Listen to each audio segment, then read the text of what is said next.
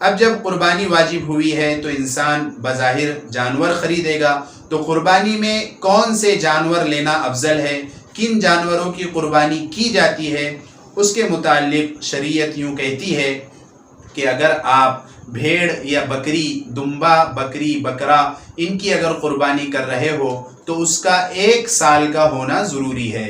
اگر بکرا یا بکری 1 سال سے 1 دن بھی کم ہے تو اس کی قربانی جائز نہیں ہے۔ لیکن اگر دمبا ہے اور وہ اتنا فروا ہے، اتنا موٹا تازہ ہے کہ اگر اسے 1 سال کے دمبوں میں چھوڑ دیا جائے تو وہ 1 سال کا ہی نظر آئے تو پھر اس کی قربانی جائز ہو جاتی ہے۔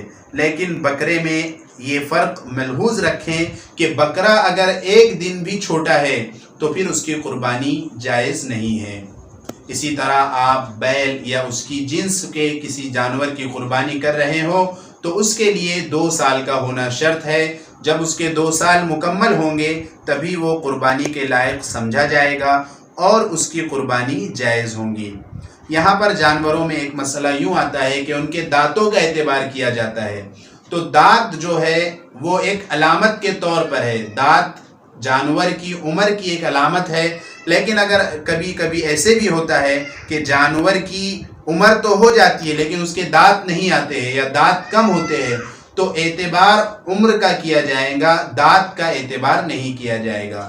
یا کوئی ایسا جانور ہے جس کو دانت نہیں ہے لیکن جو اس کو فروخت کر رہا ہے وہ یہ بتا رہا ہے اور آپ کو اس پر یقین ہے کہ یہ جھوٹ نہیں بولے گا کہ یہ جانور 2 سال کا ہے، 3 سال کا ہے، تو اس پر اعتبار کرتے ہوئے آپ اس جانور کو خرید کر اس کی قربانی بھی پیش کر سکتے ہیں۔ اور اگر اونٹ کی قربانی کر رہے ہو تو اونٹ کا 5 سال کا ہونا ضروری ہے۔ 5 سال کا جب اونٹ ہوگا تبھی اس کی قربانی جائز ہوں گی۔ ان تمام شرائط کو ملحوظ رکھتے ہوئے یہ قربانی کے جانور کی عمریں ہے۔